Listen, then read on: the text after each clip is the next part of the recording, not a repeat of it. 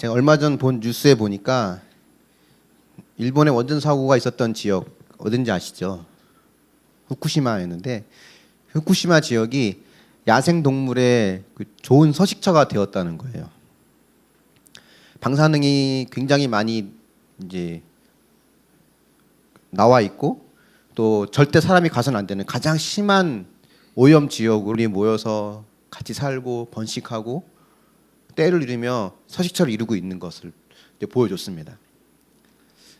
왜 야생동물들이 그렇게 위험한 안 좋은 방사능이 많은 그 지역에서 행복하게 잘 살 수 있을까? 왜 야생동물이 그럴 수 있을까? 이유는 간단했어요. 그곳에는 인간이 없었기 때문에 그렇습니다. 사람이 없어서. 자연계의 가장 위험한 존재가 뭘까? 방사능도 아니고 코로나 바이러스도 아니고 사람인 것 같아요.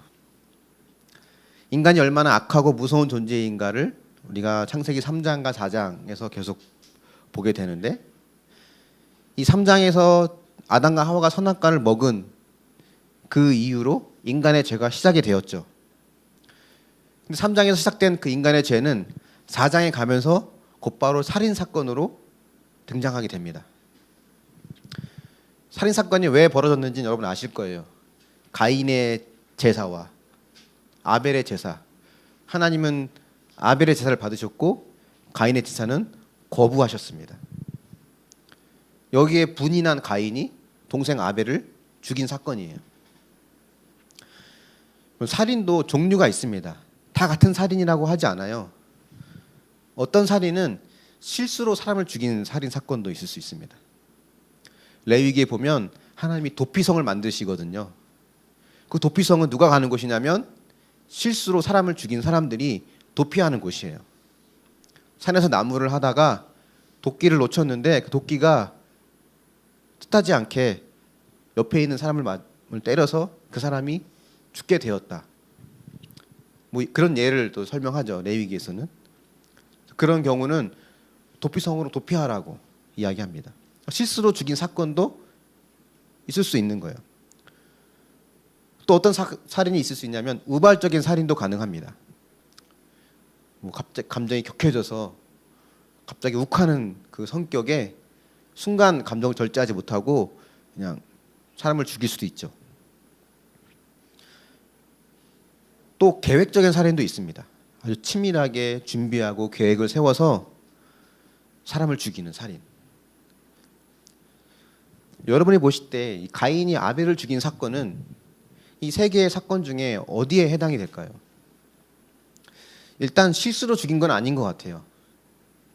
그걸 실수로 죽인 걸 제외하면 우발적인 살인, 계획적인 살인.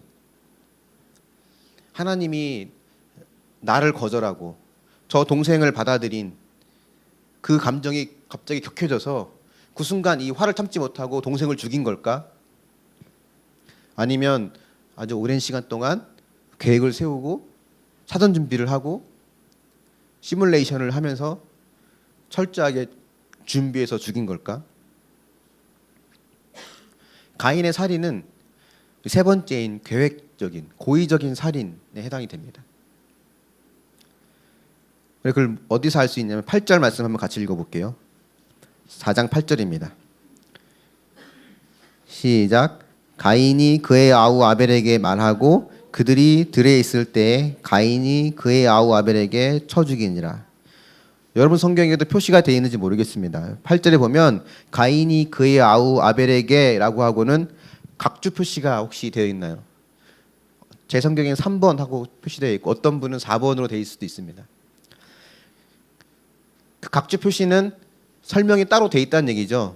그래서 제일 밑에 아랫단을 보면 어떤 말이 되어 있냐면 이 3번하고는 혹은 4번으로 되어 있고 각주 표시에 우리가 들로 나가자 이 말이 들어 있습니다. 한글 성경에는 우리가 들로 나가자 말이 이제 삭제되어 있는데 영어 성경이라든가 다른 번역본을 보면 가인이 아벨에게 우리가 들로 나가자라고 말을 해요. 가인이 왜 들로 나가자고 했을까? 아마 사전에 이 동생을 죽이기에 가장 적합한 장소로 물색해 놓은 곳이 아마 있었을 겁니다. 어느 누구로부터 도움을 받지 못할 수 있는 곳, 또 이 살인 사건을 은폐할 수 있는 곳. 사전에 답사도 했을 거예요. 어느 지점에서 어디까지 동생을 유인해서 어떤 무기로 어떻게 하면 죽일 수 있을 거라는 아마 치밀한 계획을 세웠을 겁니다. 게다가 이 동생을 죽인 살인 사건은 불특정 다수, 모르는 사람, 혹시 뭐 이웃이나 이런 사람이 아니라 가족을 살인한 거잖아요. 존속을 살인한 겁니다. 어떻게 보면 가장 죄질이 안 좋은 살인이죠. 아주 고의적이고 치밀하게 계획을 세웠고 그것도 가족을 죽인 살인. 오늘날 기준으로 봐도 굉장히 형량이 무거울 수밖에 없는 죄질이 안 좋은 살인 사건입니다. 그러니까 3장에서 4장 넘어갈 때 바로 이 가장 죄질이 안 좋은 살인 사건이 등장했던 걸 보면 죄가 어떤 건가라고 하는 것을 우리에게 잘 보여준다고 말할 수 있습니다. 죄는 어떤 특징이 있는가? 3장을 통해 본, 지난주에 얘기했던 3장을 통해 본 죄의 특징은 다른 사람에게 책임을 전가한다는 거예요. 아담과 하와가 그랬잖아요. 하나님이 지어주신 저 여자가 내게 선악과를 주었기 때문에 먹었다고. 하와는 저 뱀이 나를 유혹해서 내가 그 뱀 때문에 먹게 되었다고. 그러니까 어느 누구도 저 때문입니다. 제 잘못이에요. 이거는 제가 가장 큰 잘못을 했습니다 하고 말한 사람이 없었습니다. 이건 어찌 보면 본능이죠. 우리 본능입니다. 아이들도 싸우면 자기가 잘못한 건 싹 빼놓고 저 친구가 먼저 때렸어요, 제가 먼저 괴롭혔어요 라고 하면서 자기가 한 건 싹 빼놓고 상대방 탓을 합니다. 누가 가르쳐주지 않아도 본능적으로 그래요. 그렇기 때문에 사실 객관적으로 나를 보는 것 굉장히 어렵습니다. 늘 우리는 그 남편 때문에, 그 자식 때문에, 그 사람 때문에, 그 교회 때문에라고 하는 늘 그런 핑계를 대고 싶어하는 마음이 있지 나 때문이라고 생각하지 않거든요. 그래서 우리는 늘 말씀을 보고 묵상하고 그 안에 있는 내 죄를 보는 게 굉장히 중요합니다. 또 이 4장, 3장에서는 다른 사람에게 책임을 넘기는 이 죄의 특징이 있다면 4장에서 보여지는 죄의 특징은 아주 빠른 속도로 확장된다는 거예요. 아담으로부터 시작된 죄가 가인에게 넘어갔는데 벌써 가장 죄질이 안 좋은 살인으로 바뀝니다. 그러니까 죄는 결코 스스로 멈추지 않아요. 자기가 알아서 멈추지 않습니다. 그래서 아주 단호하게, 초반에 단호하게 끊어내지 않으면 죄를 끊어내는 것은 굉장히 어렵습니다. 마치 바이러스와 비슷하죠. 초반에 이 우한에서 이 바이러스를 잡았더라면, 조치를 취했더라면 전 세계적으로 이렇게 많은 사상자가 나지 않을 수도 있는데 초반에 끊어내지 못한 그 모습은 어찌 보면 죄를 다루는 우리의 모습이기도 합니다. 이건 단순히 아담으로부터 가인, 타인에게 시간이 지나면서 죄가 점점점 커져간다는 것뿐만이 아니라 한 개인의 삶을 봐도 마찬가지예요. 다윗이라는 인물을 예로 들어보겠습니다. 다윗이 하루는 옥상에 올라가 봤더니 저쪽 건너편 집에서 한 여인이 목욕을 하고 있었습니다. 목욕하는 장면이 다윗의 눈에 들어왔어요. 그럼 다윗이 어떻게 행동을 취해야 됐을까요? 나도 목욕해야지 하고 이제 가서 목욕하고 자면 아무 문제도 일어나지 않습니다. 근데 다윗이 목욕하는 여인을 본 순간 내가 저 여인을 가져야지 라는 마음이 들었어요. 그 과정들을 다 겪으면서 끝에 가서는 결국은 그 여인을 자기가 가졌고 그 여인에게 임신을 시켰고 또 그 남편을 죽게 만들었습니다. 다윗이 처음 옥상에서 목욕하는 여인을 봤을 때 내가 저 여인을 탐내다가 자칫하다가는 저 남편도 죽이겠는데 이런 생각을 했을까요? 안 했을까요? 생각을 할 수가 없죠.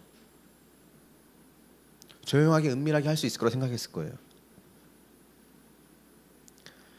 근데 죄라고 하는 거는 내 안에 살려두면 살려둘수록 그것은 점점 더 깊게 뿌리를 내리고 더 넓게 확장해 나갑니다. 사장에는 살인 사건이 하나 더 나와요. 가인과 아벨의 사건뿐만이 아니라 4장 후반부에 보면 또 하나의 살인 사건이 등장합니다. 가인이 아벨을 죽였을 때는 가인의 마음에도 죄책감이란 게 있었어요.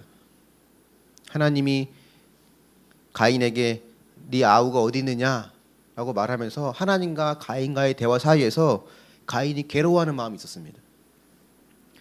하나님이 가인을 내쫓으니까 가인이 두려운 마음에 하나님 저도 만약에 다른 사람에게 이렇게 해를 당하면 어떻게 합니까? 두렵습니다 라고 하니까 하나님이 내가 널 지켜주겠다고 하잖아요. 그러면서 가인에게 너를 죽인 자, 너를 해하는 자에게는 벌이 7배나 임할 것이다 라고 말씀으로 이제 확증해 주십니다. 근데 그리고 시간이 지나서 라멕이라는 인물이 나오는데 이 라멕이 최초의 그 일부 다처제를 한 사람이거든요. 그가 한 소년, 한 사람을 죽여놓고는 전혀 죄책감이라고는 없어요. 그 아내들에게 자랑하듯이 떠벌립니다. 그리고는 가인에게는 벌이 가인을 위해서는 벌이 77배였다. 그냥 7배였다면 나를 위해서는 벌이 77배다라고 하면서 자기가 지은 죄에 대한 결과를 자기가 결정해 버리고 거기에 대한 아무런 죄책감도 갖지 않습니다. 죄는 점점점 더 시대를 갈수록 또 그 개인 안에 인생에 있어도 끊어내지 않으면 점점 더 확장되어 가는 거예요. 뭐 제가 어렸을 때만 하더라도 뭐 여기 어르신들 마찬가지겠지만 어렸을 때만 하더라도 살인 사건, 유괴 사건이 나면 온 나라가 떠들썩했어요. 지금은 웬만한 살인 사건과 웬만한 어떤 뭐 유괴 사건 이런 거는 뉴스에 잘 나오지도 않습니다. 너무 흔한 일이기 때문에 그래요. 익숙해져 버렸기 때문에 그렇습니다. 이게 점점점 힘을 더해가고 확장되어가는 죄는 어떻게 우리가 끊어낼 수 있을까요? 우리가 하나님 앞에 회개하면 하나님 우리의 죄를 용서해 주십니다. 믿으십니까? 그죠? 우리가 어떠한 죄든 그 어떠한 죄든 하나님은 용서해 주세요.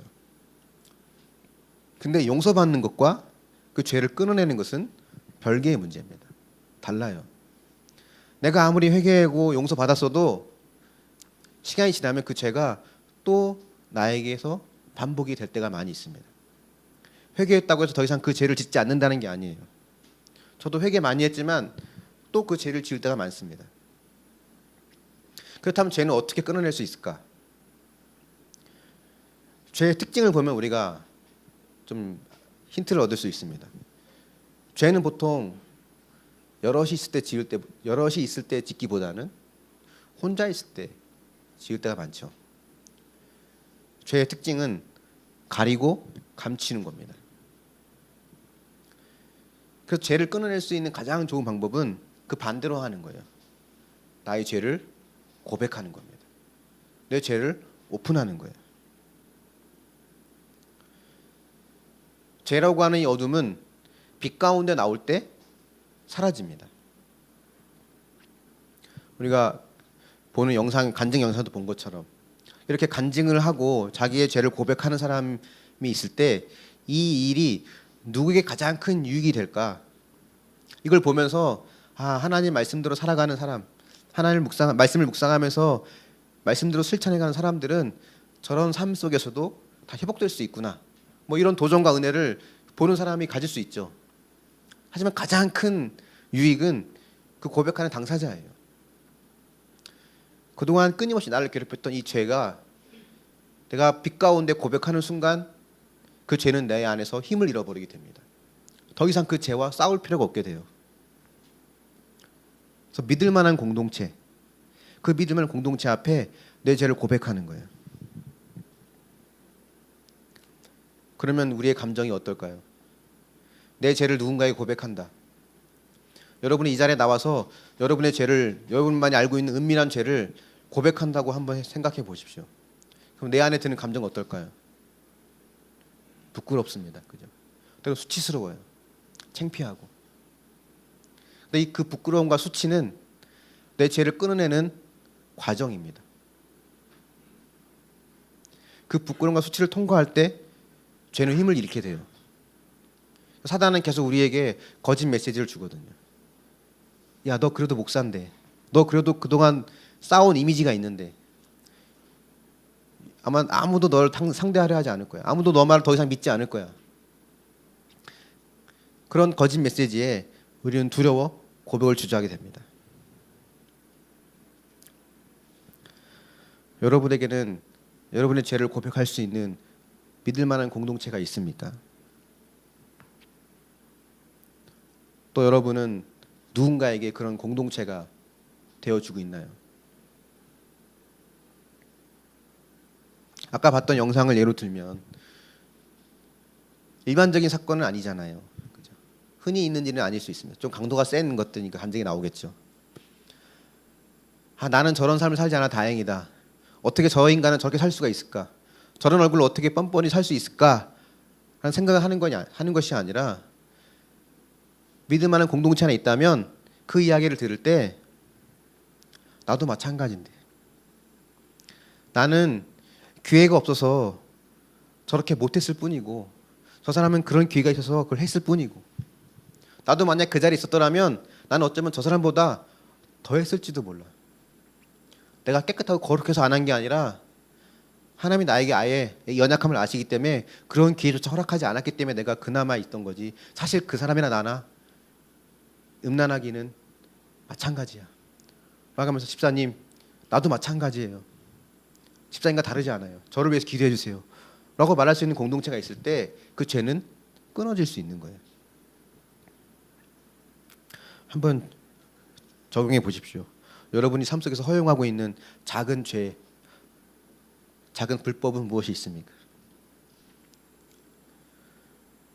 여러분에게는 여러분의 연약함을 고백할 수 있는 믿음의 공동체가 있나요? 또 누군가에게 여러분 그런 공동체가 되어주고 있습니까?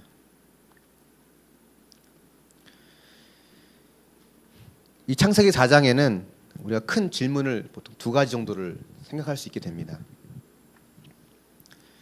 도대체 왜 하나님은, 첫 번째 질문 이거예요. 도대체 왜 하나님은 가인의 제물은 받지 않으시고 아벨의 제물만 받으셨을까?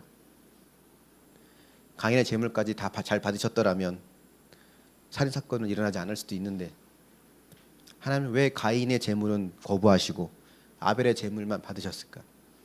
여기에 대한 다양한 해석들이 있습니다.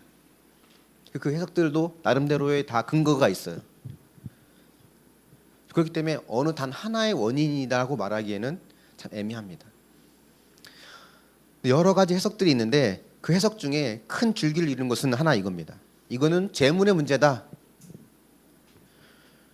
누구는 곡식을 드렸고 누구는 양을 드렸는데 하나님께 드릴 때는 양을 드려야지. 레위기에 보면 번제나 화목제나 이런 것들은 양이나 소를 제물로 바친 거기 때문에 하나님은 양을 바치는 거라는 거예요. 또 궁극적으로 어린 양 대신 예수님이 십자가에 죽으셔서 피를 흘리셨기 때문에 이 제물은 그걸 상징하는 건데 당연히 양을 드렸어야지. 곡식을 바쳐서 피 흘림이 없는 곡식을 바쳐서는 이 하나님 받으실 만 하겠느냐라고 하는 겁니다. 어느 정도 약간의 일리와 근거는 있을 수 있죠. 이 제물의 문제가 그 궁극적으로 다 해결해 주지 않아요. 왜냐하면 레위기에는 곡식을 받는 제사도 있거든요. 소제라고 합니다. 그리고 농사 짓는 가인은 곡식과 과일, 자기가 수고해서 얻은 것을 드리는 게 당연한 거예요. 양을 치는 게 더 귀하고 곡식을 농사 짓는 게 더 천하다 말하지 않습니다. 제물의 문제다고 말하기는 어려워요. 그렇다면 이거는 드리는 사람의 문제다. 태도의 문제다라는 겁니다. 또 하나의 줄기를 말하자면 태도의 문제다. 즉 다시 말하면 정성이 부족했다는 겁니다. 그 근거로 말하는 것이 4절에 보면 아벨은 양의 첫 새끼와 그 기름으로 드렸다고 하거든요. 첫 새끼. 항상 모든 첫 번째라는 게 중요하잖아요. 첫사랑, 그런 첫이 참 중요하잖아요. 그 소중한 거를 드렸기 때문에 아벨은 정성이 있고 가인은 여기 보면 그 첫 번째라는 말이 없습니다. 그냥 자신이 이제 얻은 땅의 소산으로 제물을 삼아 여호와께 드렸다라고 했기 때문에 이걸 근거로 가인은 정성이 빠진 그냥 대충 그냥 있는 거 모아다가 하나님께 드렸고 아벨은 정성을 다해 드렸다는 거예요. 이렇게 해석하는 줄기가 또 하나 있습니다. 사실 근데 이 두 가지 다 완벽하게 그 궁금증을 해결해 주지 않아요. 근데 우리가 창세기에서 이 전체적인 흐름을 볼 때 창세기에 특이한 점이 하나 있는데 창세기는 그 당시에는 당연히 여겼던 장자 우선의 법칙, 장자 선택의 법칙을 거부했다는 거예요. 그 시대의 문화와 관습을 초월한 하나님의 주권을 이야기합니다. 가인과 아벨에서 하나님은 아벨을 택하셨고 아브라함을 보면 아브라함도 첫 번째 아들이 아닙니다. 아브라함도 나이를 계산해 보면 뭐 나중에 기회 되면 뭐 알려주겠지만 계산해 보면 아브라함이 둘째 아들이에요. 또 아브라함의 아들 누가 있는지 아시죠? 이스마엘과 이삭이 있습니다. 형인 이스마엘을 택하지 않고 동생인 이삭을 택하셨죠. 그 이삭도 마찬가지입니다. 형 에서와 동생 야곱이 있는데 에서를 택하지 않고 야곱을 택하셨어요. 야곱에게는 12아들이 있습니다. 그 첫 번째는 르우벤이거든요. 르우벤은 택함받지 않았어요. 오히려 르우벤 지파에서는 사사나 제사 사사라든가 선지자가 단 한 명도 나오지 않습니다. 역대상에 보면 야곱의 장자권은 요셉에게 또 왕권은 유다에게 있다고 말을 하거든요.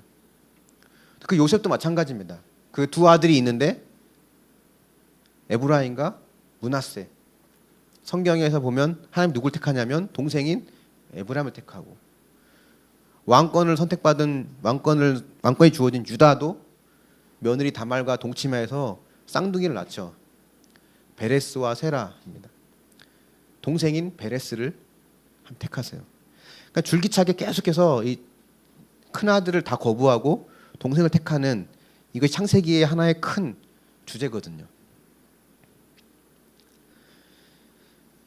이런 분위기가 있다는 것과 함께 또 어떤 것이 또 이 제물과 제물 드리는 자의 차이가 있냐면 우리 4절 말씀 한번 같이 보겠습니다. 4절 말씀 시작. 아벨은 자기도 양의 첫 새끼와 그 기름으로 드렸더니 여호와께서 아벨과 그의 제물은 받으셨으나 후반부에 보면 여호와께서 아벨과 그의 제물을 받으셨습니다. 하나님 받으신 거는 뭘 받으셨냐면 아벨을 받으시고 제물을 받으신 거예요. 그 사람의 제물을 받았다는 이야기는 그 사람을 받았다는 이야기입니다. 5절을 이어서 보면 5절도 초반에 보면 가인과 그의 제물은 받지 아니하신지라라고 합니다. 하나님이 거절하신 것은 제물만 거절한 것이 아니라 가인을 거절하셨어요. 그 사람의 제물을 받지 않았다는 뜻은 그 사람을 받지 않았다는 겁니다. 가장 이 두 사람이 하나님 앞에 드렸던 것의 차이는 결국은 사람의 차이입니다. 근데 이 사람이 어떤 차이일까가 사실 오늘의 굉장히 중요한 부분입니다. 근데 먼저 짚고 넘어갈 건 뭐냐면 이것은 정성이 있고 없고의 차이는 일단 아니라는 거예요. 정성을 따지면 농사에 더 많은 땀과 정성이 들어갑니다. 양은 그냥 키우면 물 있고 풀 있는 곳에 데려다 놓으면 지들이 먹어요. 지들이 짝짓게 합니다. 알아서 번식합니다. 농사는 좀 다르죠. 씨를 뿌려야 되고 뭐 그 전에 밭을 갈아야 되고 땅을 갈아야 되고 씨를 뿌려야 되고 물을 줘야 되고 자라는 거 매일 지켜봐야 되고 쓰러질까 봐 때로는 나무도 대도 세워야 되고 매일매일 돌봐줘야 되고 또 열매가 익으면 기다렸다가 그걸 따야 되고 수많은 정성과 땀과 수고가 들어가요. 그래서 정성의 차이다라고 하면 사실 가인이 더 많은 정성이 들어가 있습니다. 근데 가장 큰 문제는 이 가인의 정성이 오히려 하나님께 나아가는 데 있어서 가장 큰 장애물이 됩니다. 왜냐하면 그만큼 나는 이만큼 노력했는데, 내가 그동안 수고하고 살아온 게 있는데, 당연히 하나님 내 재물을 받아줘야 되는 거 아니야. 당연히 나를 받아줘야 되는 거 아니야. 당연하게 여기는 마음, 당연한 권리와 자격을 요구하는 마음, 이 인간의 또 다른 죄성 중에 하나이죠. 한 달 전에 했던 설교 혹시 기억하실지 모르겠습니다. 돌아온 탕자, 큰아들이 그랬죠. 내가 여러 해 동안 아버지를 섬겨 명을 어긴 적이 없는데 저 망나니 같은 동생에게는 하나님 그렇게 대해 주시면서 왜 나에게는 염소 새끼 한 마리 잡은 적이 없냐고. 내가 쟤보단 더 자격이 있는 거 아니냐고. 그렇게 말하는 형의 마음입니다. 이게 율법 종교의 마음이죠. 반면에 동생 아벨은 양이 많고 번식하는 것은 하나님의 은혜예요. 하나님이 하신 일입니다. 그래서 그가 드리는 예배는 그 하나님께 대한 감사와 하나님을 사랑하는 마음에서 나오는 그 제물로 드리는 예배죠. 이게 복음으로 사는 삶이거든요.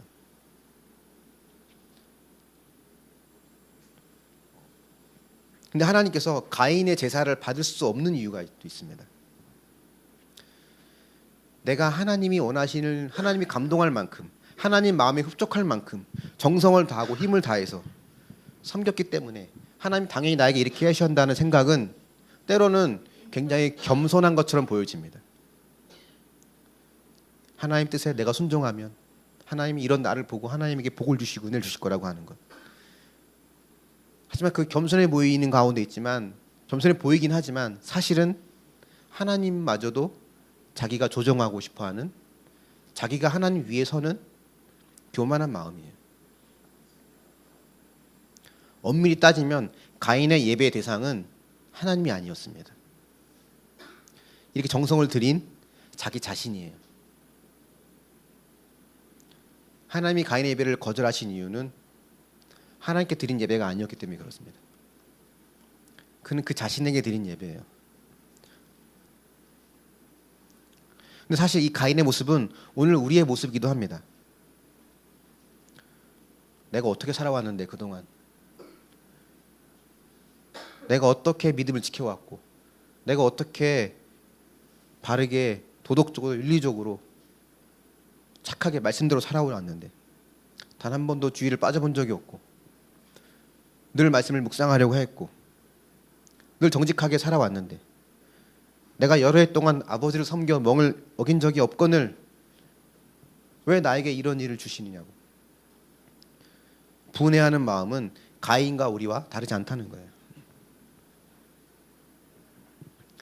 내가 정성을 다해 하나님을 감동시킨다는 것은 하나님을 높이는 것 같지만 사실은 하나님을 자기 뜻대로 조정하는 것과 다르지 않습니다.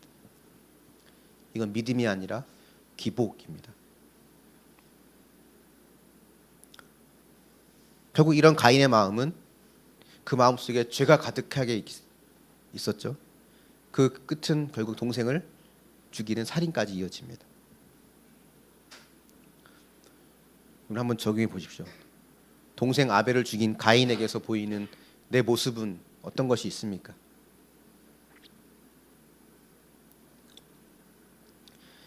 이게 가인과 아벨 제사에서 하나님이 왜 가인의 제사를 받지 않았는가의 질문에 대한 해석이라면, 두 번째 질문이 또 자연스럽게 우리에게 따라옵니다. 두 번째 질문은 뭐냐면, 왜 하나님은 가인의 살인을 막지 않으셨는가예요. 하나님은 분명히 가인에게 경고하셨습니다. 계속 경고하셨어요. 네가 분하여 함은 어찌 됨이며 안색이 변한 것은 어찌 됨이냐. 네가 선을 행하면 어찌 낯을 들지 못하겠느냐. 죄가 너를 원하나 너는 죄를 다스릴지니라. 이 부분은 이 지난주에 말씀드렸던, 기억하실지 모르겠습니다. 히브리 문학에서 앞뒤에 같은 말이 반복될 때는 한 단어씩 생략한다 그랬거든요.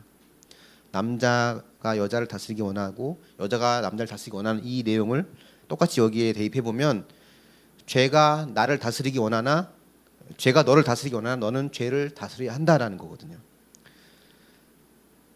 어쨌든 이 부분은 좀 어려운 부분에 넘어갈 수 있지만 왜 하나님은 가인이 충분히 살인할 수 있는 상황을 아시면서도 왜 그 죽음을 살인을 막지 않으셨는가요? 왜 개입하지 않으셨는가? 히브리서 12장에 보면 24절에 뭐 읽어보진 않겠습니다. 거기 보면 같은 수준으로 비교해서 이야기해요. 아벨의 그 무력한 죽음, 의인 아벨의 무력한 죽음은 의인이셨던 궁극적인 의인이셨던 예수님의 죽음을 예표하고 보여주는 것입니다. 내가 옳았다고 하는 것, 내 생각과 내 판단이 옳았다고 하는 그 생각을 가지고 자기 힘을 믿고 아벨을 죽인 가인, 또 그 뒤에 수천 년의 시간이 흐른 뒤에 먼 훗날 자신이 옳다는 것을 주장하는 바리새인과 서기관 종교 지도자들은 결국 아벨이 죽은 것처럼 예수님을 죽입니다. 스스로 선과 악을 판단하는 죄의 끝은 하나님의 아들을 죽게 하는 거예요. 왜 마귀가 뱀을 통해 그토록 집요하게 선악과를 먹게 하려고 했는가는 바로 여기에 있습니다. 내가 옳고 그름을 스스로 판단할 수 있는 그 마음을 갖고 살아가는 것은 어느 정도는 도덕과 윤리를 선택할 수 있지만 결국 그 끝은 하나님의 아들을 죽이는 데까지 가는 살인이라는 거예요.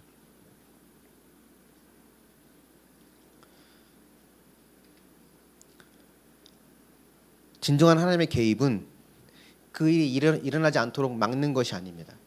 물론 그렇게 하실 수도 있죠. 하나님이 내 인생에 일어나는 비극과 고통과 고난을 처음부터 막아주실 수도 있습니다. 근데 그렇지 않을 때도 많은 것 같아요. 때론 저도 항변합니다. 하나님 왜 아시면서 가만히 계셨어요? 왜 막지 않으셨어요? 왜 그때 침묵하셨습니까? 우리는 끊임없는 질문을 하게 되거든요. 하나님의 개입은 우리가 생각하는 것처럼 이 땅의 악과 불의를 제거하는 것은 아니었던 것 같습니다. 오히려 돌아가는 세상을 보면 악이 이기는 것 같아요. 불의한 자들이 승리하는 것 같습니다. 하지만 하나님은 그들의 악과 불의를 사용하셔서 하나님의 선한 뜻을 이루신다는 거예요. 대표적인 예가 요셉입니다. 형들이 요셉을 팔았어요. 이건 엄연한 죄입니다. 사람을 노예로 팔았잖아요. 하나님은 그 형들의 악을 선한 것으로 바꾸셔서 수많은 사람들을 살리는 도구로 사용하셨습니다. 가룟 유다도 마찬가지죠. 그가 예수님을 배신했습니다. 은 30냥에 팔았어요. 가룟 유다는 돌이킬 수 없는 심각한 큰 죄를 저질렀지만 하나님은 그 가룟 유다의 죄를 사용하셔서 온 인류를 위해 예수님이 십자가에 죽으시는 대속적인 죽음을 완성하셨습니다. 아벨의 죽음에 하나님이 침묵하신 것, 우리가 하나님의 모든 침묵을 다 해석할 수는 없지만 하나님의 큰 그림 안에는 이 의인 아벨의 죽음을 통해서 훗날 한 의인의 죽음으로 세상이 구원받게 될 것임을 하나님은 보여주고 싶으자 한 뜻이 아니었을까. 우리가 볼 때 하나님의 침묵이지만 하나님은 또 다른 하나님의 개입이라고 할 수 있습니다. 그래서 하나님은 결국 우리에게 우리가 우리 뜻대로 내 뜻이 옳다고 여기고 하나님의 뜻을 받아들이지 않을 때에는 때론 고난과 좌절이라는 걸 통해서 내 인생에 개입해 주세요. 그렇게 날 연단해 가십니다. 그래서 그 당시에는 하나님이 날 버려두시는 것 같고 악한 자들이 이기는 것 같지만 하나님의 큰 그림 안에 하나님은 여전히 나와 함께 하신다는 것을 우리는 믿을 수 있어야 됩니다. 한번 적용해 보십시오. 여러분, 인생이 뜻대로 되지 않는다고 느낄 때 언제 있습니까? 내 뜻이 그렇게 좌절될 때 그때가 하나님께서 일하실 때라는 것을 여러분 인정하시나요? 오늘 말씀의 결론을 맺겠습니다.